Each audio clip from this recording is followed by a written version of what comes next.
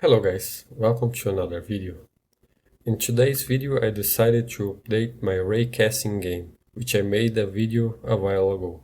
Firstly, I wanted to make some improvements to the code, but also when I was making the ray tracing game, I kept thinking to myself, what if I backported some of those features to my raycasting game? Can I get shadows and reflections working? For shadows, I knew right from the bat that it would not make much sense, because ray traced shadows depend a lot on the 3D space of the game. The ray casting game is actually a 2D game with a 3D forced perspective. But anyway, I wanted some improved shadows, and while I'm at it, I will make some improvements to the code. So just to remember how the game looked like, was very simple, with walls drawn with vertical lines where the heights are defined by the distance from the player to the wall, with a very simple shading dependent on the distance from the player to the wall.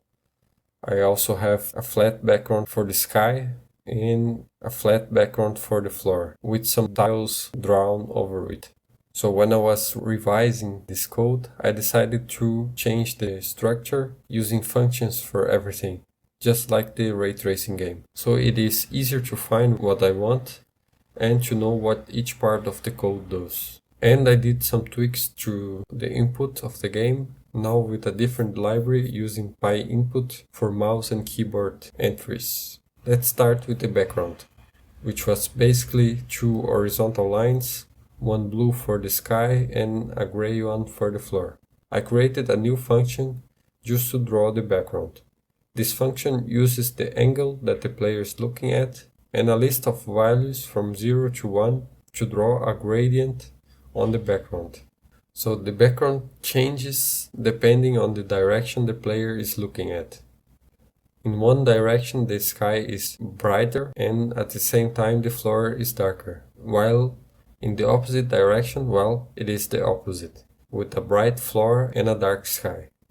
This way we have a somewhat more convincing sense of direction from the illumination. This will be important for the shading. But before that, I wanted to change the floor tiles to match the ray tracing game with a checkerboard pattern. Just changing the mathematical expression when generating the floor tiles. And now for the shadows. It's not practical to make shadows like the ray tracing game, so I decided to make each side of the blocks a different shade depending on the direction of the sky. For that I need to know which side of the block array has intersected, so if the side of the block is facing the bright sky, it is the brightest one, while the opposite face is the darkest, and the remaining sides are in between.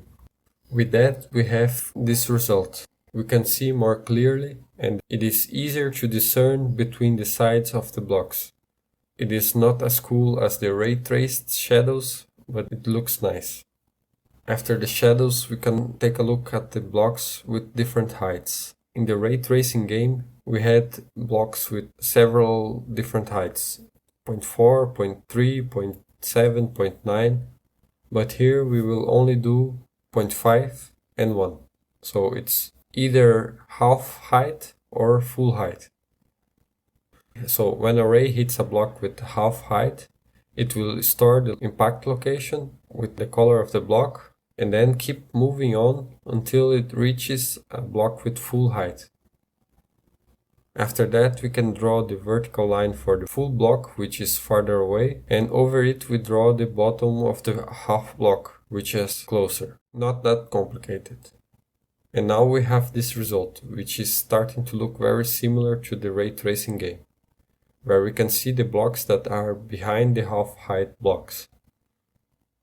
And the last but not least are the reflections, which I think it's the best part. Reflections are done in a very simple way. When a ray hits a reflective block, depending on the side the ray hits, it will invert one of the directions of the ray. If the ray hits a horizontal face, we will invert the vertical direction of the ray, and the opposite for a vertical face. To draw the reflective block, we use transparency. This way the gradient from the sky and the floor is visible.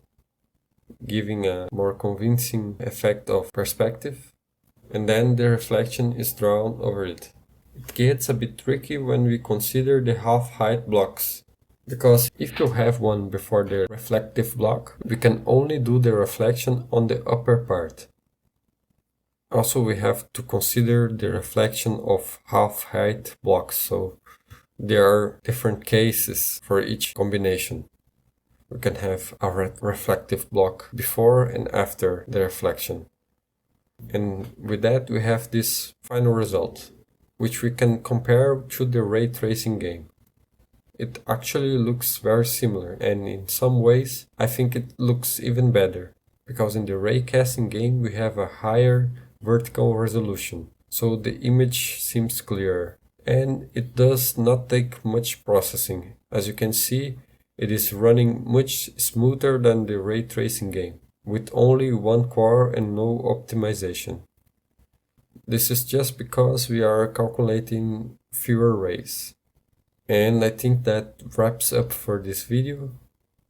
As always, the code will be available on my GitHub, and if you have any comments or suggestions, feel free to write down in the comments.